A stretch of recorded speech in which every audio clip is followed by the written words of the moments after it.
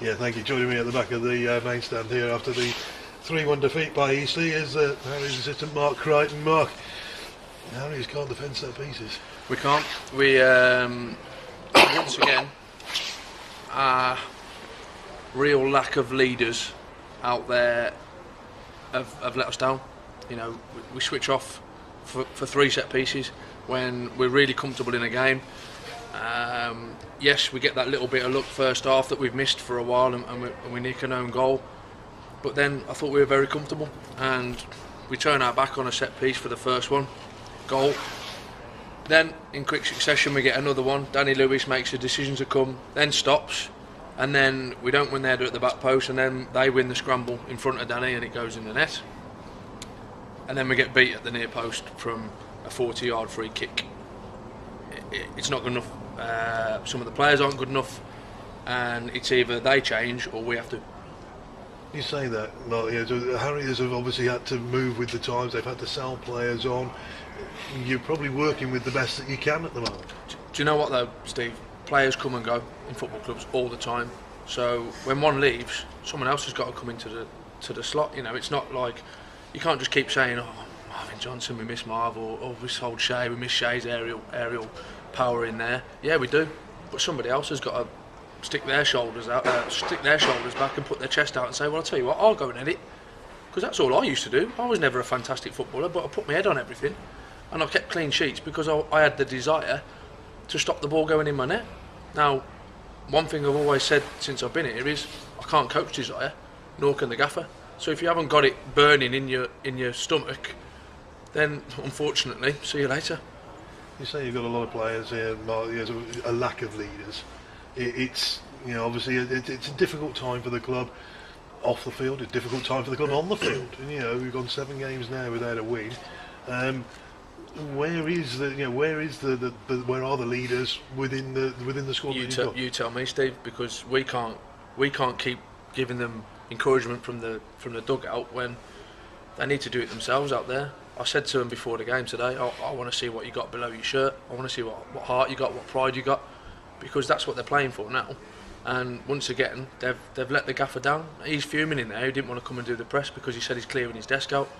He feels that let down by the players. He said, his words to me were just, "I've done too much at this football club to deserve what I'm getting on there." And I feel sorry for him because he has. He's done a hell of a lot for this football club, and they are shortchanging him at the minute. What is it? What's turned it around the mark? Yeah, so I suppose it's the $64,000 question, isn't it? You know, you've got a side that, you know, up to Christmas, and okay, you've lost a couple of personnel, which, as you say, they move on. Other players go in. There are other players waiting in the wings to have their chance. But it seems, you know, from the display against Forest Green at the New Lawn on Boxing Day, since then they haven't hit a thing right. Can't put my finger on it, Steve.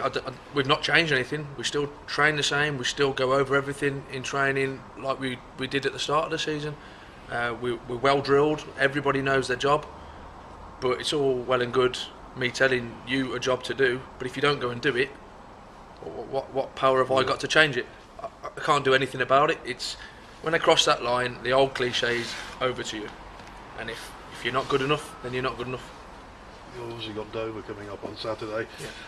I imagine you and Gary are going to be sitting down and dissecting the individual performances tonight. Yeah, because you look at the game. First half, Harriers very comfortable. 1 up, perhaps could have been 2 or 3 up.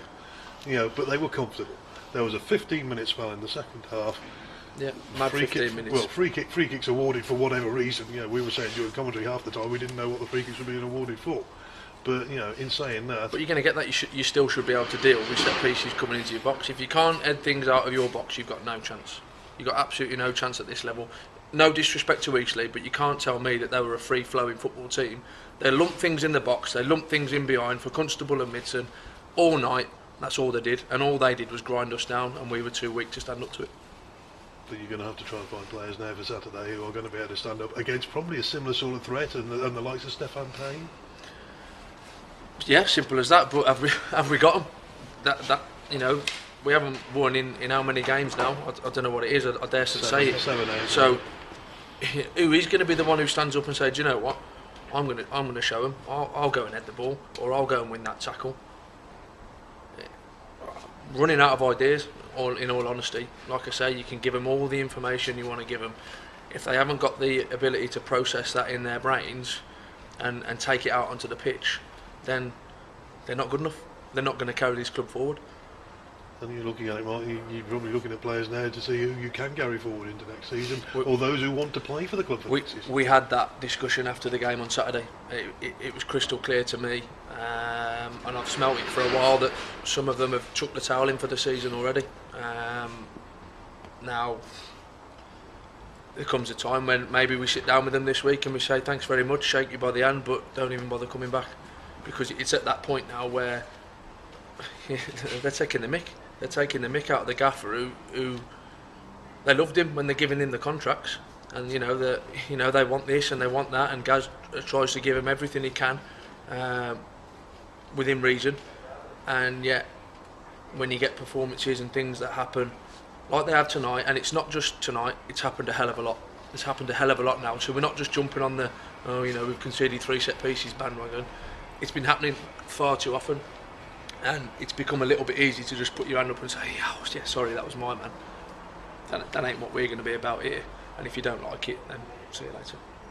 It's tough talking, really, Mark. It'll be interesting to see what side you put out against Dover. Hopefully the Harriers fans at home will be looking for a better performance.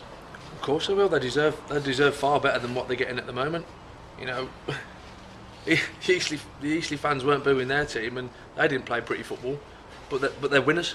And that's what they're doing at the minute. They're winning games. Now, if we played exactly like Eastleigh did tonight and won, we wouldn't have got booed. So, I know the fans are disgruntled by, it's not free-flowing football, whatever. At the minute, we're just trying to win a game. So, until that happens, all we'll be doing is everything we possibly can to get a win and get over the line in a game. Simple as that. Well, thanks for coming and joining us. No problems.